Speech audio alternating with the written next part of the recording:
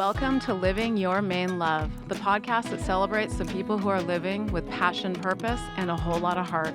Each month, we'll sit down with people who are following what lights them up in Maine and beyond.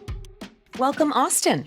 Great to have you here today. Appreciate that. Yeah, it's great to be here. Yeah, would love to talk to you today about what you're working on in economic development and the blue economy. But let's start with you.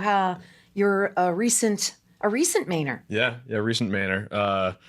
Through the looking glass for a long time, right? I think we'd been in Boston, my wife and I. We'd always been thinking about where we might go next post-Boston. We had our first child, Owen, he's 4 now, in Boston. We were always looking up, the highway saying, like, how do we get up to Maine potentially? And I had roots here. My grandmother has a place in Perkins Cove that we visited growing up, and was always thinking, like, what would be the route to get up here? And that was back in 2020. And then I was really fortunate, I was in economic development previously working for the mayor's office in Boston. And there was a headline in 2020, right as COVID was blowing in, right as a pandemic was blowing into town, which was that Dave and Barb Rue, who are now well documented here in town, were putting $100 million into Northeastern University to start something called the Rue Institute, which was this really exciting and ambitious economic development mission and vision. And I knew the team at Northeastern pretty well and was able to get in touch with that team. And then I was part of the team that started the Rue Institute here in town. And so, still in pandemic, everyone's working virtually. So wasn't quite up here as often as I would have liked. And took a little bit longer, few adventures later. But in late 2023, we finally found a house in Scarborough, and we're right by the beach. We're less than a mile away. And so you're a Mainer now. Mission accomplished. Mission we're accomplished. Up in Maine. And then, for the purposes of economic development, in our conversation today, we're something that I'm excited to talk about is the Maine Blue Index, which Mainelove is part of, and that's tied to something called C Street, which is a new economic development effort that we're starting to help Maine grow, really help Maine's future economy grow. Yeah, let's start with C Street and what's the mission and how did the organization come to be? Most economic development groups typically have a government adjacency. Sure. I was drawn to your organization because it was an authentic group. Yeah, it's private sector, and I think that goes part and parcel. Having again been in government, you need to have both. You need to have the structure there, and then the grease in between the wheels that helps things move sometimes a little bit faster than the broader structure moves. And so I saw an early opportunity to say, how do we create some systems that are maybe lacking in Maine, create some conversations and some interest and some buzz that's maybe lacking in Maine, that would be advantageous to where the state has just a tremendous amount of potential. And one of those spaces is the blue economy, which I know we're going to talk about. And so C Street's entire mission is to help nurture that future economy. And one of the ways we're doing that is through tools. And so data, tools, things like the Maine Blue Index. Amazing. Yeah. Amazing. Well, I know I sent you an email out of the blue. You did. Literally. Yes. Out of the blue. Out of the blue. That's perfect. Yeah. And, it appeared that most of the Blue Index, if not all of the Blue Index that was at least available for me to see, were all ocean-based entities. Yep. And I sent you an email that said, I'd like to be included in the Blue Index for Mainelove water. Yeah. How did you find my email? It was a busy day. But you were one of the first.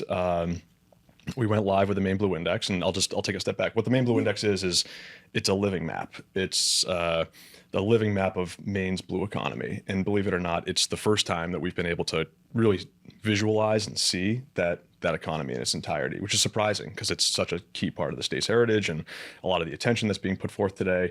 But that's what it's meant to do, is to capture the activity that's happening in that space and to begin to allow for decision-making and connections and many things that will come about. But that day, we had gone live that morning, and instantly there were a bunch of companies that were submitting, and there were some people following and some people talking about it. And I was just so excited, over the moon to see that. It's amazing to see that come to life and feel it as a founder and all that. Yeah.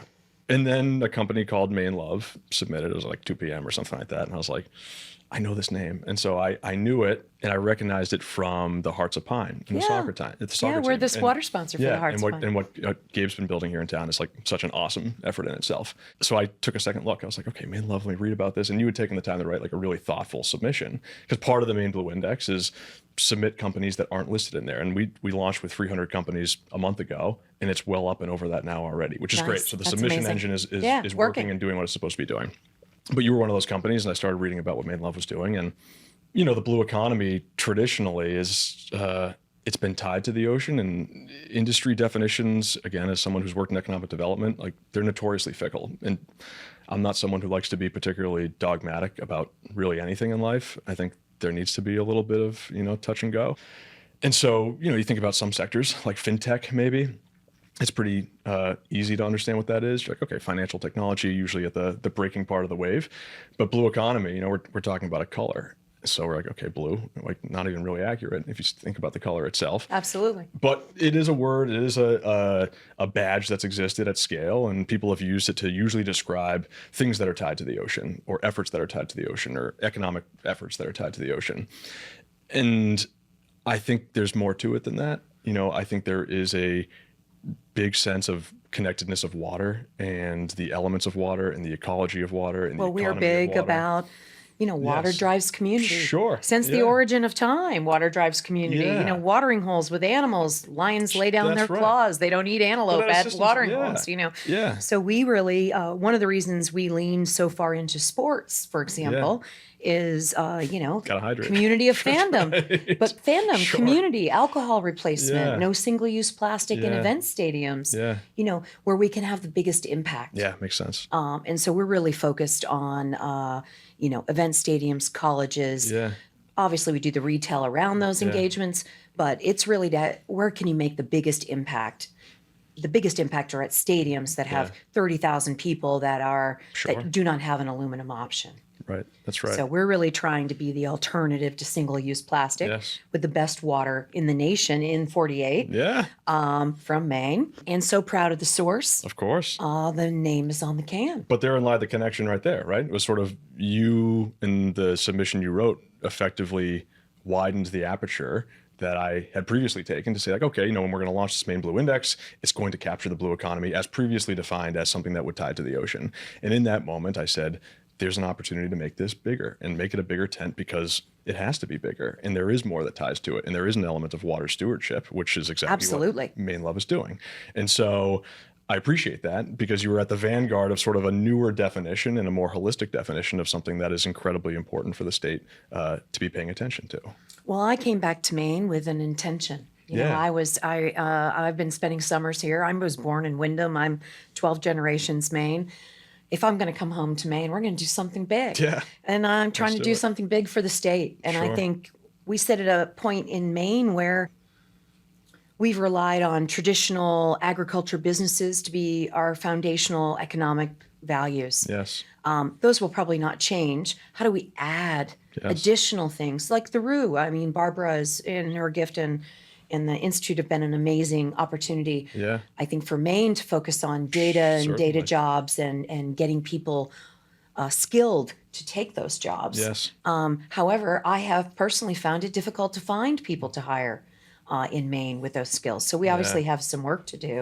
Yeah, absolutely. I think sometimes too, it's tied to, there's having been in economic development for a long time and business development for a long time professionally, there's a truism, which is that you can't grow what you can't see. And that was part of the reason we started the Maine Blue Index was because I know that there's a ton of opportunity for the blue economy. There's also a ton of buzz right now from the state. There's a lot of energy into this area. And yet it's remained fairly chaotic. I think it's been hard to find the time, the structure, the speed at which to begin making things real. And so start with information, start with saying what's on the shelf. And from there, you can begin to grow, you can begin to strategize, you can begin to make policies that affect the thing that you can now see, which before you didn't really have your finger on the thumb of. And that was the case. Part of the reason in starting the Maine Blue Index was I had looked and said, like, what is the Maine Blue, what is the blue economy here in the state? And it was scattered. And so now we have a place that includes aquaculture, Mainelove, research, autonomous robots, surf shops, and all of the amazing companies that comprise an incredibly important sector to the state. And so finding talent is always, wherever you go, having been in that space, workforce development and economic development, it's always an issue. But I think a lot of the times it has to do with visibility. And water is part of Maine's heritage. And I think it infuses a lot of people's mindsets here in the state. I think it shapes our identity. It shapes how we act with each other. Well, interestingly, one of my questions was if you could bottle the spirit of Maine, what would it entail? And I think that's the answer, it's actually. a very poetic question. Yeah. But, the water, a lot of places are of the water, right? If you kind of think back over time, like the development of cities and towns, a lot of places, particularly in the U.S., are of the water. Their early economies were shaped by the water, and their early jobs were shaped by the water, and the people were shaped by the water. But at some point, for a lot of those cities, I'd probably count Boston in this, the water became secondary. It became a nice to have. It became a view, maybe that you paid top dollar for. It didn't become something that shaped the state's destiny or the economic destiny of the state.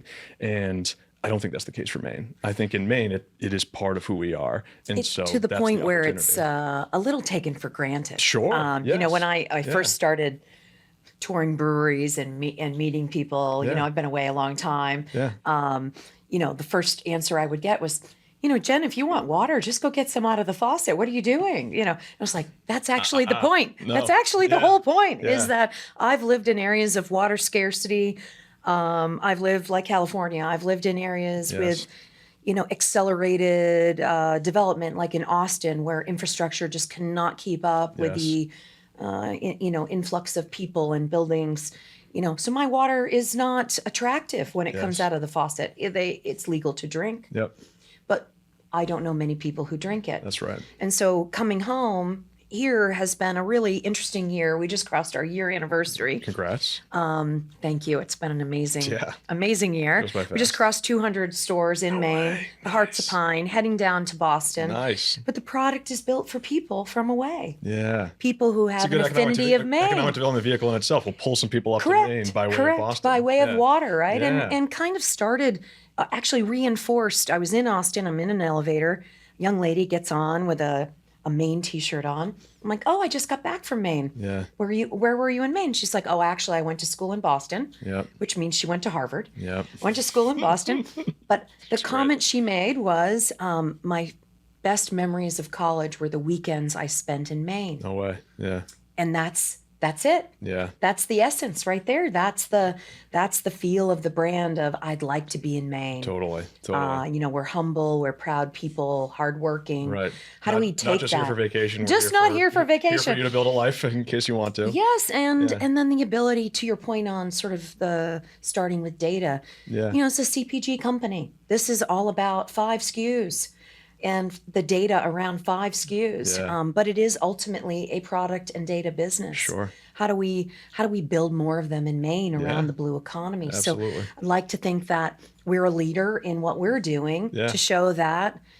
I often get told, Jen, you're moving too fast. You're moving too fast. I'm like, this is actually how you do it. Not in this day and age. This is how you do it, Yeah. right? A year up to be Ask regulated. for forgiveness, not permission. That's Correct. my MO. Yeah. Correct. So in Maine, I have been a little controversial. Good. Because delicious water. I don't know why it's controversial. Their first, Yeah, with maybe your they haven't tried economic it yet. development answer, Yes. this is an economic. So Yeah. the answer I usually get is something to the effect of, Jen, you haven't been in business a year. We're not capable of funding you. Yeah. I'm like, then you're not really a seed fund, are Sure, you? right. Yeah. So the risk ability aversion. to access resources, Yeah. not for ideation. Yeah. Plenty of resources in Maine for ideation. But where I sit in commercialization, Yeah. my access to capital in Maine is nascent Sure. for growth. Yeah. I must go outside of Maine to find growth capital.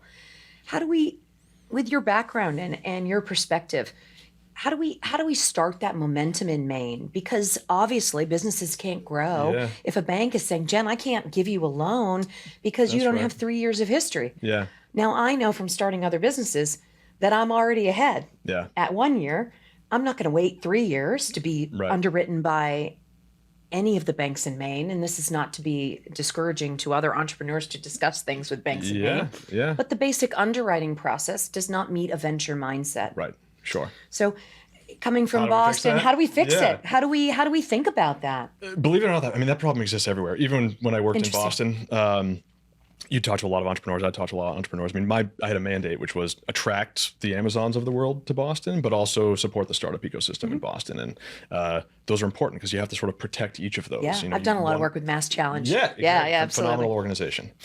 And you talk to entrepreneurs in Boston, a lot of the times it's like, what's holding you up? What's preventing growth? Access to capital. And that's surprising. Like Boston is full of capital.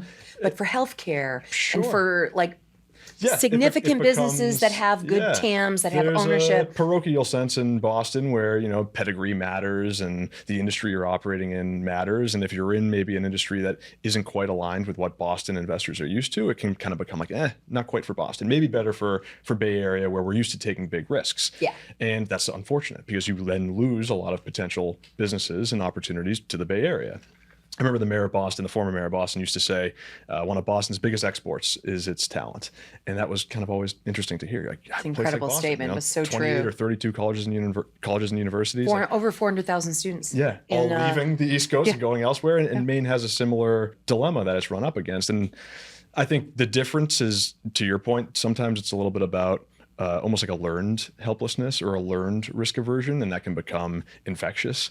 This sense that we don't do that because it is inherently risky, and that's what I feel. Can start. That's to what I feel is like it's entrenched in the culture. Yeah, but for you to be doing this and to be leading the charge in spite of that risk aversion, is now actually ideally creating some appetite to try something new. So in those banks, in those venture outfits who previously might have been a little bit more hesitant, to now see proof of concept, of course you're having to do it the hard way, which is not ideal. But if they can see it, they can believe it. And ideally, the more we have that happening, you leading the charge on things like that, now we can start to unlock some of that capital too. And I think that's my personal mission. I've built a bunch of software companies in the fintech space. But I've not built anything in Maine. Maine has not gotten a tax dollar from Jen Millard in a very long time. Yeah. And I'd like to create a place that enables young people to remain in Maine. Yes, absolutely. So my team is very early in career. I feel like I'm running a business school. Very early in career, but with incredible passion, incredible energy about Maine. Well, that's what I was going to say. Why do we want them to leave? We don't want them to leave. We should keep them here. So we need to create companies to show them that you can stay. That's right. And I think that it reminded me of something that we were talking about earlier, which was Maine's relationship and history with the water, right? And so I think you can't grow what you can't see. You can't support what you can't see. You can't get a job at what you can't see. And so if we know this to be true, that Maine's water and Maine's water access and ocean and lakes are incredibly important to people here in Maine, that shaped people's personas and how they act. So we know that to be true. We know people are leaving or maybe not staying in Maine because they don't think the opportunities are here. And so you could start to make a case that why don't we show them what's here in the thing that they potentially care about most? What do they care about most? Well, they really care about water. And so now we have, with the Maine Blue Index, several hundred organizations that are operating in the sphere of water, whether it's aquaculture, whether it's something else, whether it's Mainelove. And so can we tap into that inherent joy that people have about the water here in Maine to say, not only can you stay here, but you can stay here and you can work at a place that actually is going to motivate you on a much deeper level than just a paycheck. I would say the love of Mainers for Mainelove has been incredible to watch. Good. People are, I get every day I open my inbox to a joy of people who are, we're so proud of what you're doing, and thank you for doing the water economy where the money for the water stays in Maine. So we've tried to be very intentional that there's brewers have capacity, they're already connected to the water system. How do we help them diversify revenue?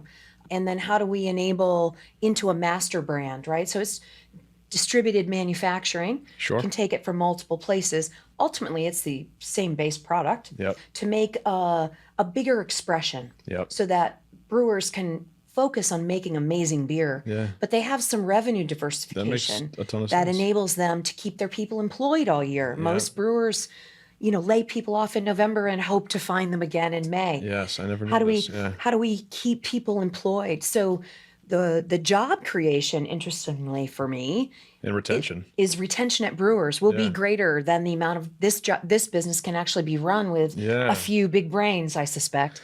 I'd be curious to quantify that, though. I think that's also part of the story at some point, to say not only jobs created, but jobs saved. Well, interestingly, because of some of the way the state works with economic development or FAME, the Financial Authority of Maine, which has been a wonderful supporter of Mainelove, or lovely. Good. But their initial instinct is that, to be risk averse.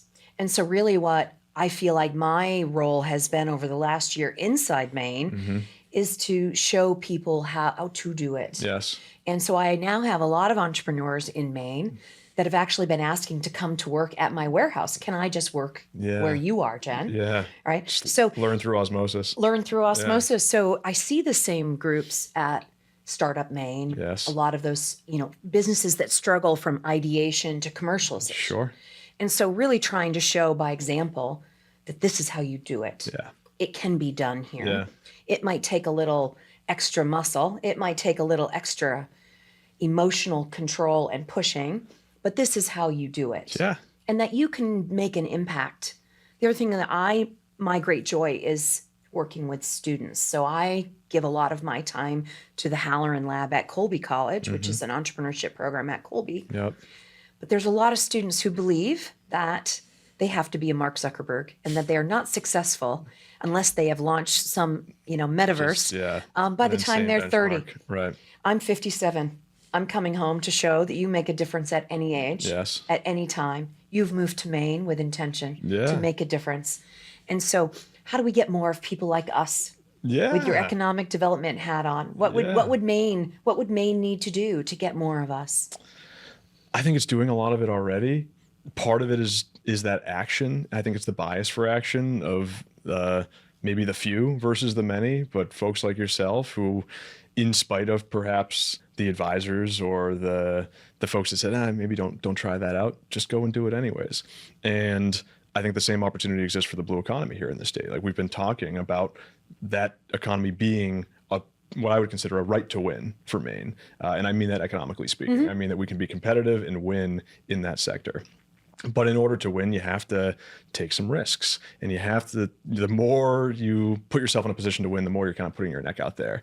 And so I think if we can lead through example by saying, like, let's get some activities in Which place is such that a are Maine supporting- thing, by the way. You say what you do what you say in Yes, Maine. yeah. Jeannie's heard me say this 100 times, in that, I can't just arrive back in Maine after being gone for 30 years-ish Yeah.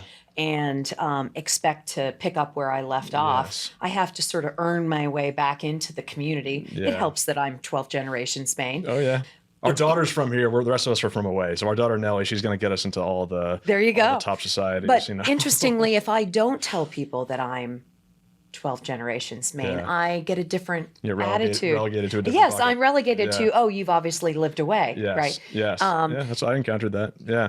And so I think we also have to be of greater hearts and minds, that Yeah. it takes a bigger village Yes. in order to make great products that are Totally. not timber, are not lobster, are Yeah. not our traditional sort of agriculture, aquaculture. That's exactly right. That's exactly right. I think, again, show folks what's possible, show them what's here, show them the momentum, and take a healthy approach to risk, in that it's not just a space to retire at or a space to vacation at or a state to do those things at.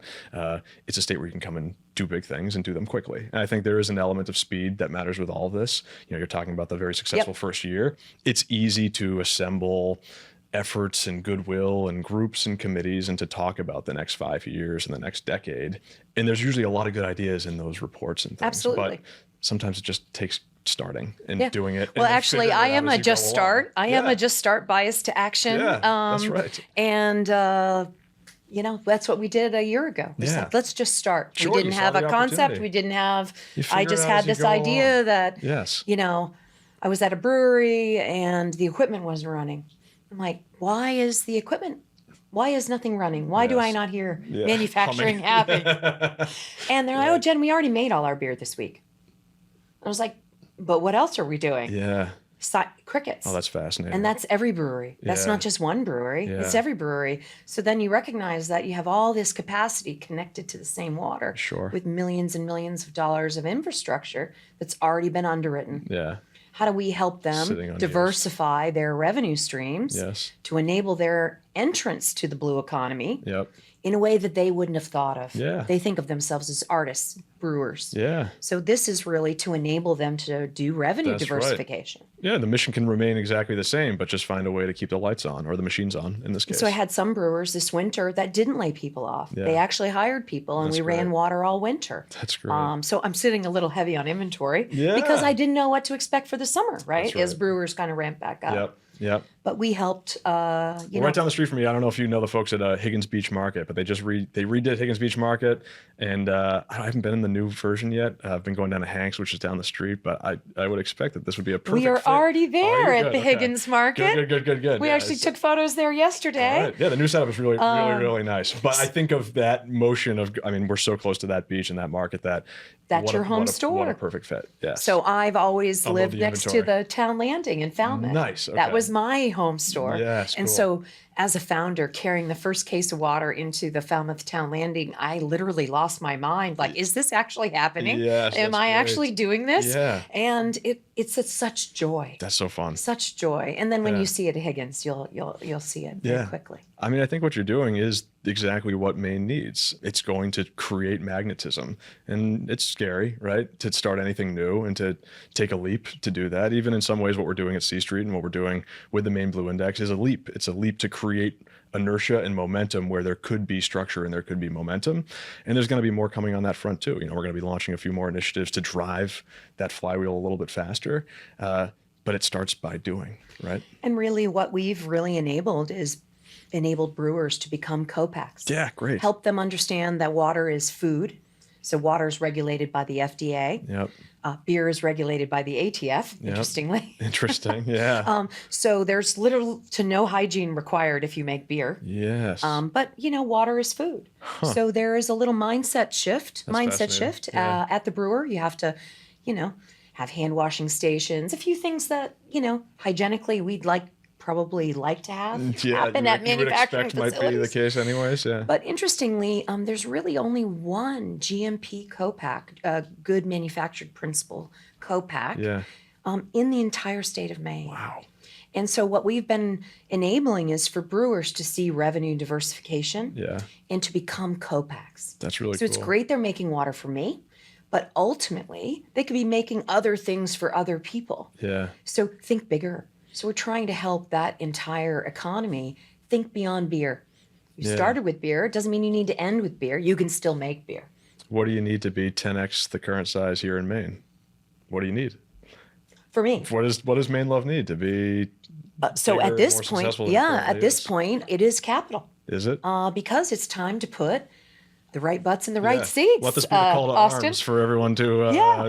Yeah, it is a call to arms. Yeah. It's literally I've been fundraising for 2 weeks, so I am a little tired Good. today. Well, let's boost that signal. It is about the access to capital, and honestly, not just equity, because I need equity to fund jobs. Sure. But also working capital, so that because this is manufacturing. Yeah. And so it's interesting. Unlocking working capital is very challenging because I have no assets. Yes. The beauty of my model, of the reason Asset why light. people are Yeah, investing in asset me, light. is because I have no assets, Yes, interestingly enough. yeah. But then that leaves underwriters in a really confused position. Yes. I can see So that.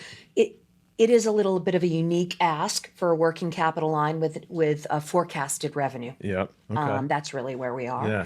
But it is really fundamentally about cash and talent. Right. That is where we Okay. are. I've hit that 85%. I'm at 200 doors. Yep. I'm at full distribution with a distributor in Maine. We're moving down 95. My goal is head of the Charles for October. Nice. With a giant expression with Aramark, actually. Great. And stadium yields. Yeah. And so we're driving for that October event Cool. to then get to the Garden, to then Yeah. get to Get Fenway. to Fenway. Yeah. Awesome. And then move down to New York, right? Perfect. So, and it's But keeping the Maine on the can all the while. Yeah. absolutely. I mean, Yeah. this is all IP owned. Maybe a QR and code to granted. Zillow. So Oh, people can already. Find a house. Already, right here.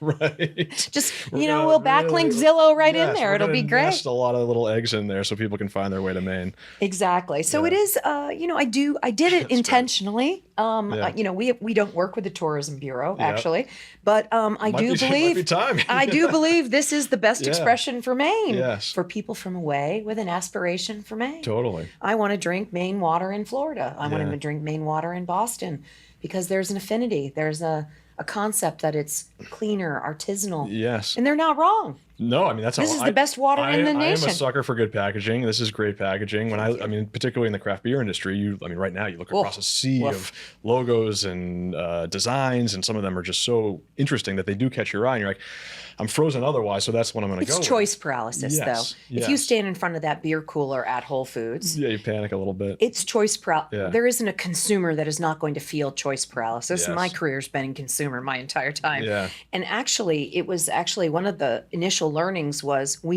because we are in a beer can, it must look so unique that it cannot be confused to be beer. That's interesting. And that's actually part of the palette design here is intentionally. My co-founder who helped build the logo, Kaylin Gutierrez, spent a lot of time with Ralph Lauren and spent a lot of time at Apple. Yeah. And so really what you see in our expression is a little polo pony opportunity of how do you do pillars of brand in water. Oh, that's so cool. And think about the vessel being different for different applications. Yeah. It's ultimately the same water. That's great. But I also make a beautiful sexy can for water for whiskey, for bars, or for weddings. Oh, cool. So you can use the same product. We're just making functional packaging. Yeah. Oh, I love that.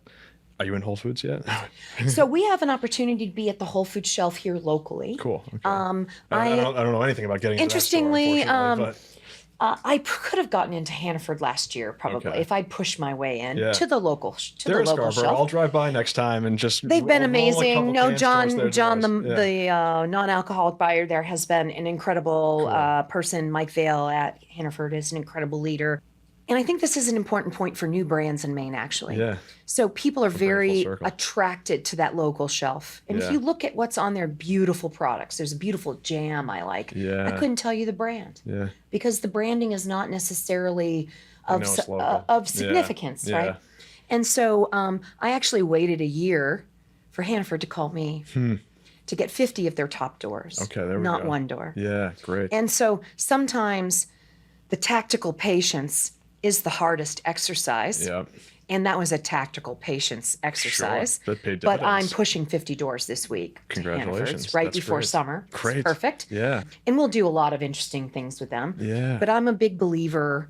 I've been a sales leader most of my career. It's a much different conversation if the client is coming to you than if you are pushing on the client. That's right. So we've made with intention, this is water, CO2, and natural essences, which is an oil, a very expensive oil. Yeah. It's 18 cents of flavoring in one can. Wow. All right. I got to work on that. Yeah. However, it's important to me to have the best ingredients. Yes. Right. And so we've worked really hard. No sugar, no stabilizer. Yeah. That's very important to Whole Foods. Yeah. And so we've been mindful to create the product in an intentional way. And I've worked with that innovation practice at Whole Foods for many years. Yeah, cool. To be able to go with a big, there's only one Whole Foods in Maine. So really what I want is the Northeast corridor. That's the only one. Interesting. Yeah, the one in Portland is the only one. Yeah. So to really be of significance to Whole Food, I need the region. Yep. And that's Maine to New York. Yep. So I need my New York license. I have my Mass license. I have New Hampshire. I'm just about crossing New York. Yep. And then New York has a bunch of reciprocity. Okay. If I cross New York, I you move can the rest. triangulate the rest. Okay. So that's the right time to go to Whole Foods. All right. Perfect. And so we'll be going then. I'm going to get you a Higgins Market in the meantime. Well, you just keep buying from Higgins Market. Exactly. That's amazing. But moving down 95 is really to our, when you joined us in the room today, we were talking, water is really unaffordable, nor is it good for the earth to ship outside of about 500 miles. Because a pound of water, 16 ounces is a pound. So it's very heavy to ship. And so what you find in the logistics system, supply chain, is there's capacity almost everywhere. Every truck backhauls back to Boston empty. Yeah. Trucks are riding half full of alcohol today because they're no longer full because people aren't buying as much alcohol. Right. So in every part of the supply chain, there is capacity. Yep. So our other mission here is to leverage capacity. That's why we are asset light on purpose. Yeah. So I likely will not distribute Mainelove in California, for example. It would cost too much to ship the product to California to not only make economic sense for a consumer, but it's just bad business. Yes. And so I expect us to be a very strong regional brand. You do not need world domination to run a beautiful product from Maine to Florida. That's really our TAM, is Maine to Florida. I heard this once. It was an investor used this turn of phrase, but it was talking about some of the early delivery apps, and in particular DoorDash, and they succeeded in boiling a thimble and not boiling the ocean. I think that's exactly what you're talking about here. Fair enough. I think that's a great analogy. Own the region. And at some point too, I mean, you have a tremendous environmental mission, it sounds like. Yes. And to ship to California at a certain weight starts to eat into that environmental mission, the single use and the recycling benefits. And now suddenly you're faced with a new dilemma altogether. So plenty of people in New England. Let's use that to draw them into Maine, right? Draw them into Maine. Can't get it out in Cali. My little sister will be disappointed. She's out in San Diego, but I'll taunt her from up here and say, why don't you come back? Well, going back to my question of what you would put in the bottle of Maine, how would you think about telling people from away what Maine is if you were to bottle Maine? Oh, it's an interesting question. Maine is special, right? I think Maine is authentic more than anything. You know, my connection to Maine it goes back to childhood when I grew up in Massachusetts. And so when we weren't in school, there were two places we usually were. We were either on Cape Cod or we were up in Maine. And the water was a huge part of that. We were in the ocean, we were around the lakes. I remember when we used to stay in Algonquin and Perkins Cove, my mom used to wake me up really early, begrudgingly. I was in elementary school or middle school. And she would say, like, I'm going to go walk the Marginal Way. You're coming with me. And I was like, I don't want to go with you. Like, come on. But she would sweeten the deal with like a muffin at the end of the line or like a pancake or something. And so I'd be out there and like in the fog or in the mist. And by the end of the walk, it's a pretty good walk. By the end of the walk, the sun has burned off the mist and you can see the whole ocean, and that sticks with you. And I think that for someone who comes to Maine, I like to think that those little moments create that stickiness, and that begins to pave the way towards how they come to Maine. So, how do we bottle Maine in a can? We get more people paying attention to Maine. How do we get more people to pay attention to Maine? We tell Maine's story. How do we tell Maine's story? Well, we do it through Mainelove. We do it through what we're doing with the Maine Blue Index. We do it through C Street. We do it through authenticity. And I think that's what people want now more than ever. More than ever. I mean, the reason why we're water purely from Maine is because Gen Z does not want to be marketed to, period, full stop. We'd like to have it be very authentic and very straightforward. That's and if right. you make it look too mystical, they're not going to be about it. That's right. We wanted it to be, a little forehead to the 2x4 to the forehead. Nobody can tell me you don't know what this is. No, that's right. Right? That's if you see it on shelf. So we've actually had this debate. Again? Do you call it Mainelove? How do you order it at a restaurant? It's been a very interesting debate. Oh, that's really interesting. And everyone's very worried. What do you have on tap? Oh, we've got Mainelove on tap. Actually, that might be a thing. Actually, water in kegs is a thing. I was about to say we can get it on water draft, in kegs is definitely going to be a thing. Awesome. Okay. But water is, you just need the vessel. That's it. Austin, you just got to figure out how to move water around. It's all about the vessels, really, right? Yeah, that's so fun. We should be able, if we can put beer in kegs, we can put water in kegs. Yeah. It's okay. I can see that being a big draw for people too. I mean, again, you're tapping into all these themes of like, I don't want alcohol consumption. I don't want a beer tonight. I do want that though. So it's so fun as a founder. We give away a lot of water to events, obviously. Cans in hands is my big moment. That's what we call it right now. How many cans can I show in hands at this moment? Yeah. Which is why we really love Gabe and the Hearts of Pine. Yes. And been able to really do some incredible brand work with them. Yeah. And it's so wonderful to see Mainers enjoying it and understanding that it's built by Mainers. And they're buying it, which is incredible. I love that Mainers are buying it, but there's only 1 million people in Maine. Sure. So it has to move down the DMAs here. Yeah. We're really trying to have that sense of community, which has really been that tie to sports, active, relaxing. So this summer we're doing sailing events. We're the Back Cove Music Festival sponsor. Great. Yes.